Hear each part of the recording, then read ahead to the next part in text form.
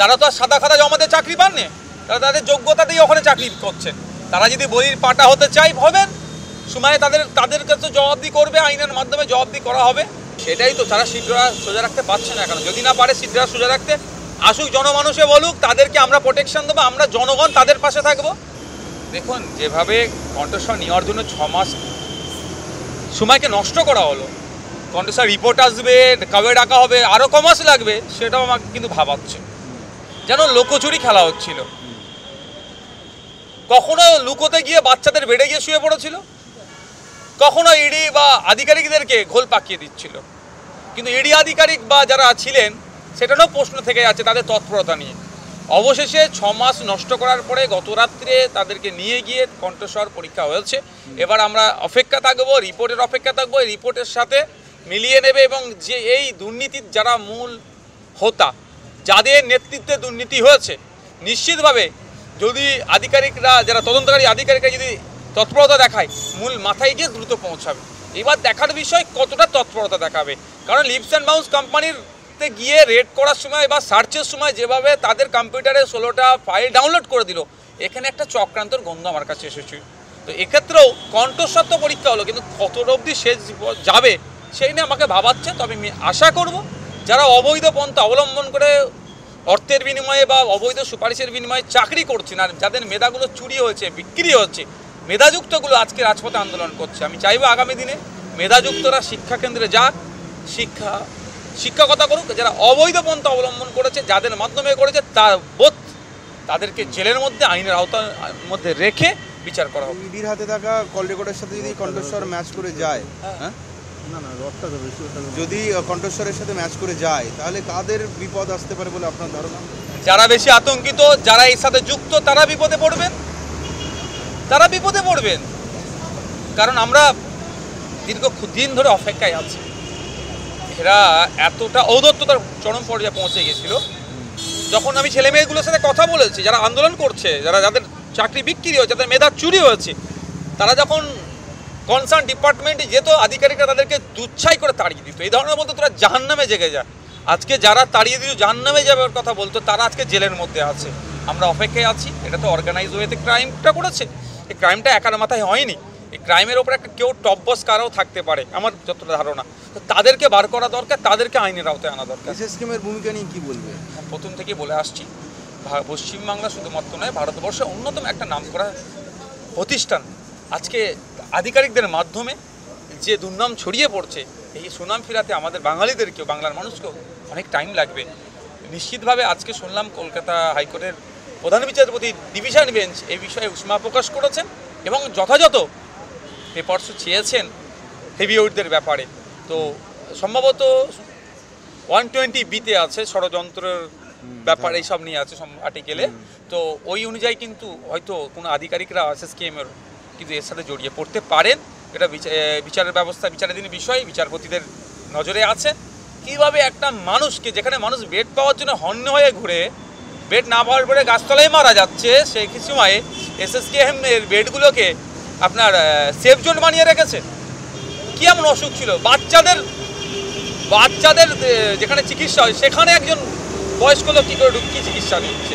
এর উত্তর দিতে হবে। এসএসকেএমের চিকিৎসক তো সরকারি চিকিৎসক, তারা কি বলির পাটা হচ্ছেন? যদি তারা হতে চায় হবেন। তারা তো আর সাদা খাতা জমাতে চাকরি পাননি, তারা তাদের যোগ্যতা দিয়ে ওখানে চাকরি করছেন। তারা যদি বলির পাটা হতে চাই হবেন, সময়ে তাদের কাছে জবাবদি করবে, আইনের মাধ্যমে জবাবদি করা হবে।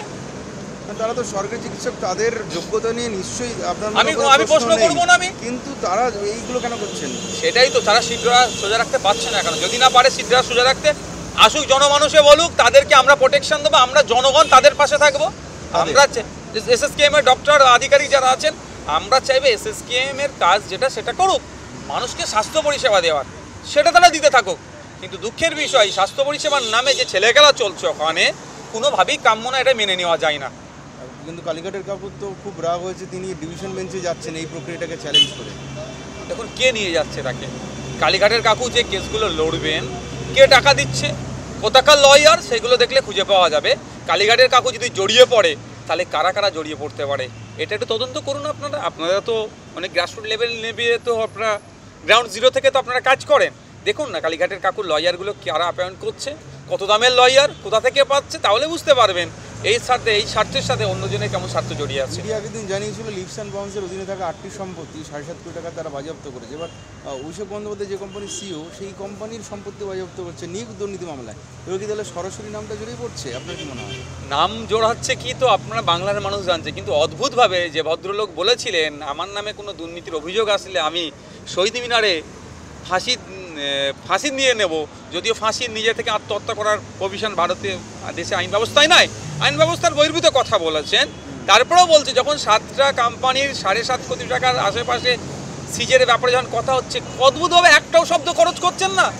সততার প্রতীক যিনি, যার অনুপ্রেরণা ছাড়া সিংহ শাবকের জন্ম হয় না, যার অনুপ্রেরণা ছাড়া কিছুই হয় না, টয়লেট উদ্বোধন করতে গেলে অনুপ্রেরণা লাগে, তিনার মুখেও কোনো কথা নেই। আর যে ভদ্রলোক বলেছিলেন যে আমি করে নেবো, আপনার সুসাইড করে নেবে, ফাঁসির মঞ্চে চড়ে যাবে, যখন এত কোটি টাকা বাজেয়াপ্ত হচ্ছে বা সম্পত্তি বাজেয়াপ্ত করছে এত কোটি টাকার, কোনো শব্দ খরচ করছেন না কেন? কি মনোবত নিয়েছেন নাকি? সেটাও বলুক তার কাউকে দিয়ে যে আমাদের বস, আমাদের অমুক, আমাদের তমুক, মনোবত নিয়েছে, উনি এখন কথা বলবেন না। মনোব্রত তো অনেকদিন ধরে দেখা যাচ্ছে, দলের মধ্যে সাংগঠনিক দিক থেকেও তাকে অন্তরালে চলে গেছেন, দেখা যাচ্ছে না।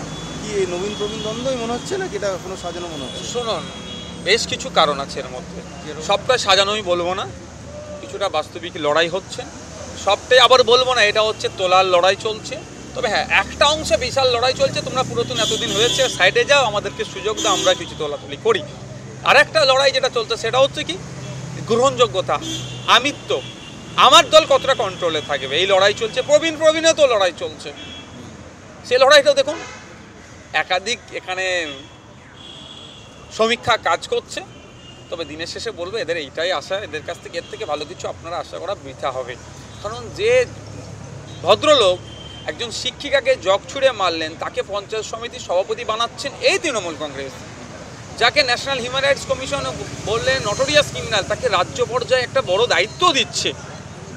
যে যত অনৈতিক কাজ করে তৃণমূল কংগ্রেসে তাকে তত বড় পদ দেয়, সেই দলের কাছ থেকে শৃঙ্খলা আশা করা বা নবীন প্রবীণ এই কথা চালাচালি, অসংসদীয় শব্দের চালাচালি হবে, এটাই হচ্ছে স্বাভাবিক।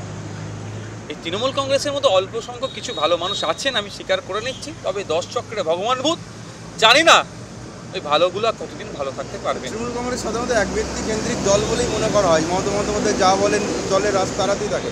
আপনার কি মনে হচ্ছে রাজ এখন বেরিয়ে গেছে না?